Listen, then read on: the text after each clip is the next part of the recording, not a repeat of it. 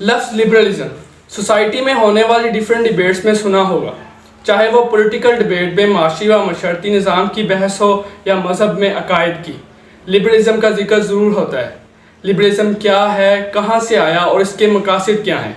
अस्सलाम वालेकुम, मेरा नाम है Hamid Rahman. Explore the ideology में आज हम इसी आइडियालॉजी का जिक्र करेंगे। लिबरलिज़म एक सियासी फ़लसफ़ा है जिसमें फ़र्द की शख्सी आज़ादी और तहफ़्फ़ुज़ की बात की जाती है, और ये तभी मुमकिन है जब हुकूमत की पावर को कम और महदूद किया जाए। लिबरलिज़म का मानना है कि शख्सी आज़ादी को प्रमोट किया जाए और एक ऐसे माशरे का क़याम जिसमें फ़र्द के पास फ़ैसला करने के ज़्यादा से ज़्यादा इख्तियारात हों, जैसे कि हमने क्या खाना है, क्या पीना है, क्या पहनना है, हमारी क़यादत कौन करेगा और माशरे में रहने सहने के कौन से क़वायद व ज़वाबित होने चाहिए। इन तमाम मामलात के फ़ैसले का इख्तियार फ़र्द की शख्सी मर्ज़ी से हो, ना कि मज़हब, समाज और रियासत के कहने पर, और रियासत के पास फ़ैसला करने के कम से कम इख्तियारात हों, क्योंकि लिबरल्स का मानना है कि रियासत फ़र्द की शख्सी आज़ादी के सामने एक बहुत बड़ी रुकावट है। लिबरलिज़म को समझने से पहले हमें यूरोप की हिस्ट्री को समझना बहुत ज़रूरी है। आज से 1000 साल पहले यूरोप का माशरा मुख्तलिफ़ तबक़ात में बटा हुआ था। पहले नंबर पर थे बादशाह, जिनके बारे में the doctrine of divine rights of king थी, यानी कि ये बादशाह खुदा के भेजे हुए नुमाइंदे हैं और इनकी हाकमियत को तस्लीम किया जाए। दूसरे नंबर पर थे नोबल्स, प्रीस्ट, पादरी। ये सब कैथोलिक चर्च के अंडर काम करते थे। यूरोप की 1/3 ज़मीन पर कैथोलिक चर्च की हाकमियत थी और ये मजहबी पेशवा थे। रियासत के मामला से लेकर अवाम की निजी ज़िंदगी के फ़ैसले कैथोलिक चर्च की मर्ज़ी से होते थे। तीसरे नंबर पर थे नाइट्स। ये बादशाह की मिलिट्री का काम करते थे और ये कैथोलिक चर्च और बादशाहों को प्रोटेक्ट और डिफेंड करते थे। चौथे नंबर पर थे पीजेंट्स, आम अवाम।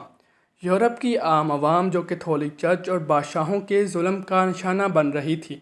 इनकी जानब से आम आदमी पर बेतहाशा टैक्स और इनको ग़ुलामी की जंजीरों में जकड़ रखा था। अमीर अगर कत्ल करे तो सज़ा माफ़ कर दी जाती और आम आदमी पर मामूली से जुर्म पर सज़ाए मौत सुना दी जाती। कैथोलिक चर्च की पावर का अंदाज़ा आप इस बात से लगा सकते हैं कि उस वक़्त बाइबल में ज़मीन अलमरकज़ यानी कि सूरज ज़मीन के गिर्द घूमता है का नज़रिया था। लेकिन जब गलीलियो ने टेलीस्कोप के ज़रिए सियारों की गर्दिश का मुशाहिदा किया तो उसने शमस अलमरकज़ यानी कि ज़मीन और सियारे सूरज के गिर्द घूमते हैं का नज़रिया दिया। पादरियों ने कहा यह तो सरासर बाइबल की ख़िलाफ़ वर्जी है, तो पादरियों ने गलीलियो को उम्र कैद की सज़ा सुना दी। यूरोप की अवाम रियासत और दीनी तबके से मुतनफ़र हो चुकी थी। 17वीं सदी में शुरू होता है पीरियड ऑफ इनलाइटनमेंट, रोशन ख्याली का दौर, जिसमें फ़िलोसफर्स ने कैथोलिक चर्च की पावर को अपोज करना शुरू किया। मजहबी अकायद पर मंतक की बुनियाद पर आवाज़ उठानी शुरू की। इनके मुताबिक लॉजिक, रीज़न डोमिनेट होना चाहिए, ना कि मज़हब और मजहबी अकायद। इंडिविजुअल लिबर्टी और इक्वालिटी की बुनियाद पर एक नया फ़लसफ़ा बना जिसे लिबरलिज़म कहते हैं। लिबरलिज़म फ़लसफ़े की बुनियाद में यूरोप के बहुत से नामवर फ़िलोसफर्स शामिल हैं।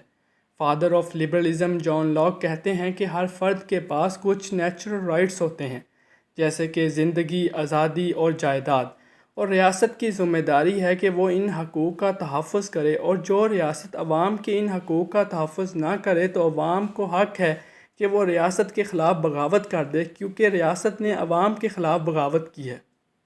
लिबरलिज़म के कुछ ऑब्जेक्टिव्स हैं, अगर इनको अचीव कर लिया जाए तो एक लिबरल सोसाइटी वजूद में आती है। पहले नंबर पर है इक्वलिटी बिफोर लॉ। लिबरल्स का मानना है कि कानून के सामने मसावात होनी चाहिए, चाहे गरीब हो या अमीर, गोरा हो या काला, प्राइम मिनिस्टर हो या रिक्शा चलाने वाला, कानून सबके लिए बराबर होना चाहिए। दूसरे नंबर पर है जेंडर इक्वलिटी।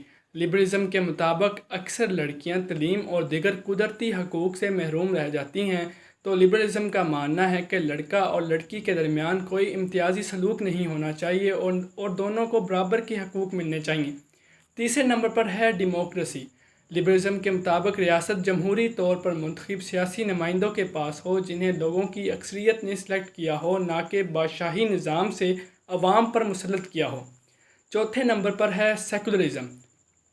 लिबरल्स के मुताबिक रियासत मुकम्मल तौर पर सेकुलर होनी चाहिए, यानी कि रियासत का मज़हब के साथ कोई ताल्लुक़ ना हो और रियासत का कोई सरकारी मज़हब ना हो, और ना ही मज़हब रियासत के मामलात में मुदाखलत करे, اور فریڈم آف ریلیجن ہونا چاہیے۔ لبرلس کے حلقوں میں یہ بات بہت بری سمجھی جاتی ہے کہ ان سے زبردستی مذہبی ایکٹیویٹیز کروائی جائیں۔ لبرلس کے مطابق مذہبی عقائد ریشنل نہیں ہوتے، تو ان عقائد کی بجائے منطق اور ریزن پر یقین رکھنا چاہیے اور سائنس کی ترقی کی ترویج کی جائے۔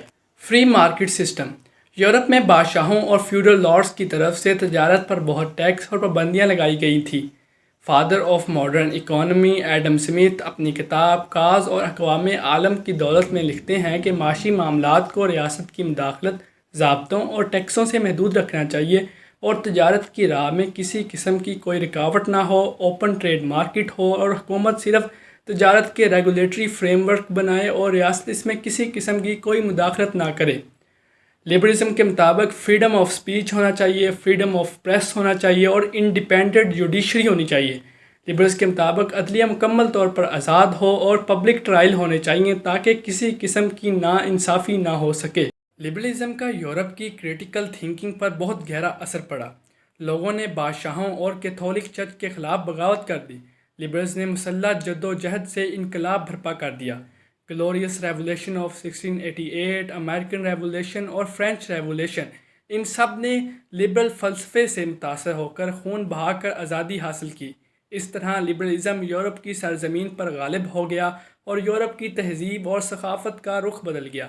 ورلڈ وار 1 اور ورلڈ وار 2 میں لبرلز وننگ سائڈ پر تھے۔ اس طرح لبرلز کا فلسفہ یورپ سے پوری دنیا میں پھیل گیا۔